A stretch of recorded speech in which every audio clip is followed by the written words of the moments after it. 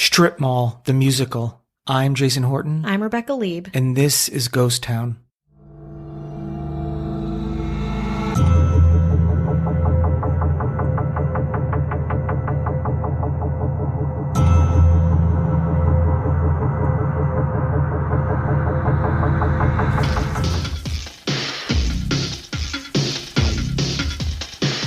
When it seems like the sky's falling down, and you can't get your ass. Rations off the ground. Don't give up. You're in luck. I know a place where every man has a dream. And every car has a space. Shangri-La. Hear it call. Shangri-La. It's not a mall. The star-studded, high-production, surrealistic musical sitcom Shangri-La Plaza was originally produced as a pilot for CBS's 1990-91 season. But for one night only, the network decided to air it as a summer fill-in on July 30th, 1990. And that half hour made history. Well, kind of, in a really weird and bad way. So we're going to talk about the sitcom Shangri-La Plaza and all of the weirdness that occurs around it. So we talked about Cop Rock. That was ABC, same year that this came out. It has a very cop rock feel, but what are your reactions to this, the intro?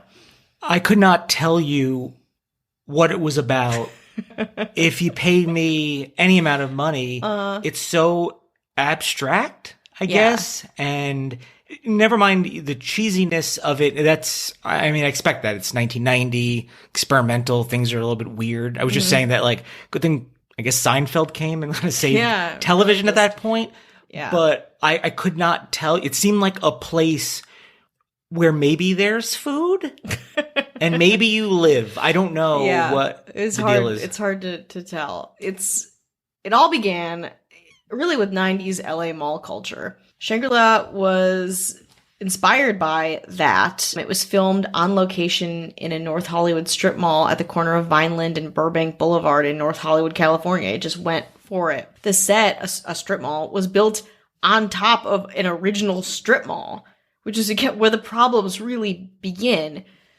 This mall design was the topic of a Washington Post story in 1990. Emmy Award-winning art director Jeremy Railton, best known for his work on Pee-wee's Playhouse, was responsible for the set design.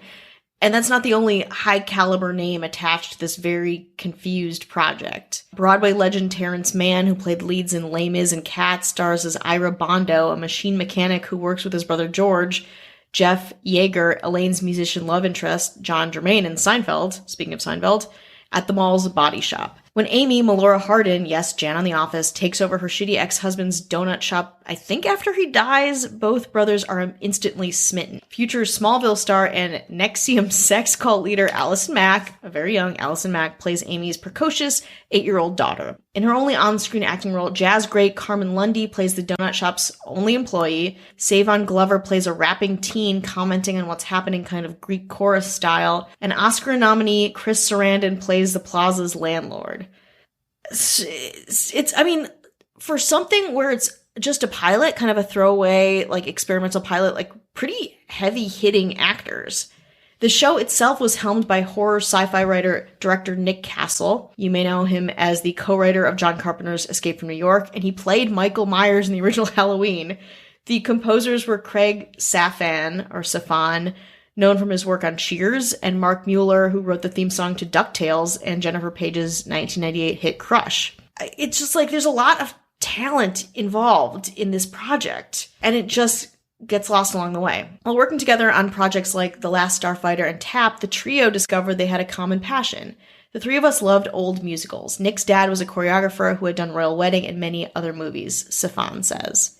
And the opportunity to make a musical finally happened when Castle's pal Jeff Sagansky became the head of CBS. He was looking for something new, some fresh ideas for CBS's programming lineup. Castle, Safan, and Mueller, who dubbed themselves the Schmaltz Kings, were creating an LA-based rock opera and had a unique written and composed by credit on the pilot. They were inspired, like I said, by all the strip malls around them, mall culture in the late 80s, early 90s, kind of creating something colorful, and also their love of musicals. It's like a hat on a hat on a hat. The pitch to CBS was also pretty weird.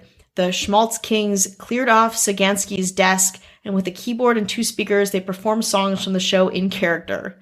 Soon, Shangri-La Plaza's choreography would be Michael Peters, who had won a Tony for Dreamgirls and created the steps for music videos like Thriller and Beat It. The show was all so LA in the 90s, pastels, bright, in-your-face design accents, palm trees, love, death, song. Cocaine, probably. It might have been too realistic, honestly. Quote, I can't tell you how many people pulled into the mall. We had to tell people all the time, it's a set, we don't sell donuts, actor Melora Hardin says. It was pretty self-aware, too, which is surprising from, again, how I viewed it. At one point, Hardin calls the donut shop she inherits postmodern retro American kitsch. It's like a mall sitcom kind of playing itself. So let's take a little break and we'll get back to it. This Shangri-La Plaza shoot was 10 days, and everyone who did an interview about it or talks about it after the fact said it was so much fun. Everyone got along. It was so great. Everyone was so talented. It was also the most expensive pilot CBS ever made, which probably already damned it for a series pickup. But still, its bizarre German expressionist highbrow production, complete with very cheesy lowbrow sitcom conventions, made Shangri-La Plaza very unique, specific and not specific to its time, in a way that everyone kind of had fun and got on board with, I guess. CBS executives loved the finished pilot, and the crew was told to take some time off before getting ready to start production on the series in the fall, which is also so... That's such executive speak too, where it's great, wonderful, no cracks in this, perfect, watch your bank account get bigger. Castle, Safan, and Mueller were excited, but not for long. The show was not a hit with test audiences, and when the fall schedule was announced, Shangri-La Plaza was not on it. Quote, I went to Hawaii thinking I was the executive producer of a show on CBS, and when I got there, I received the phone call that we did not get picked up, said Mueller. When the pilot finally aired, reviews were confusing. The Los Angeles Daily News declared it as stunningly bad as it sounds and amusing in its own horrific way. The LA Times didn't even review the pilot, but did publish a reader's letter about how much he hated it. It said, on July 31st, I watched the unsold CBS pilot Shangri-La Plaza, a grade A turkey. I cannot believe the other rejected pilots were worse than this show, a musical set at a mini mall. It is shows such as Shangri-La Plaza that drive viewers to cable. Ed Smith, Hawthorne, California. And then it went away, disappeared, until 2008 when it was uploaded in its entirety to YouTube. It started getting kind of a cult following after that. While Castle, Safan, and Mueller are proud of their show, they realize that even if it did get picked up, it wouldn't have lasted in the 1990s TV environment. Tens of millions of viewers were expected, and truthfully, ours was a niche show, says Mueller. Niche is really right. The YouTube channels that uploaded Shangri-La Plaza, and there's only a couple of them, have maybe 15,000 hits on them total, which is way less than I thought. But still, it's a pretty memorable pilot for such a low amount of viewers.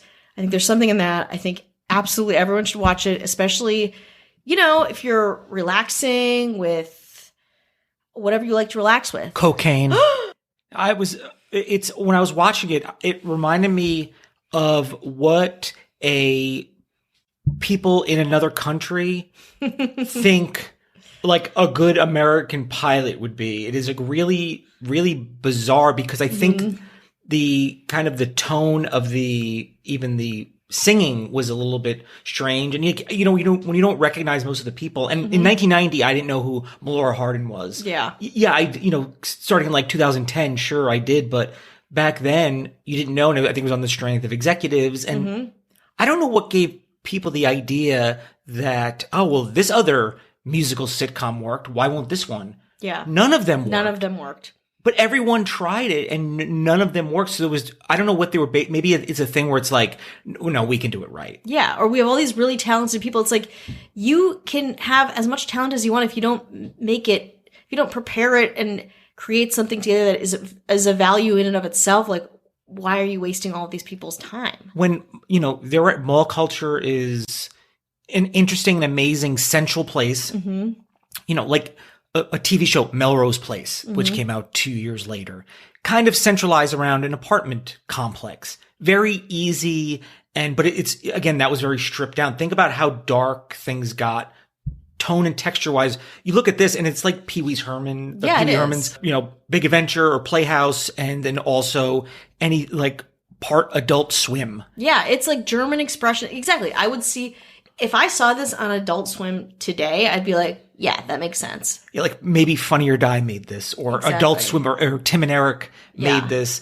And, only in, I guess, that point in 1990 with those very talented people on the strength of them could make something like this happen. But even when I watched the intro, I was like, I did not know what the show was about. I was very confused. I was like, why is Laura Harden made out of sausage links? Yeah, I think those are donuts. Maybe a cruller. Oh, maybe. I don't. I just know that it was just heads of people and then bodies. And the fact that Allison Mack.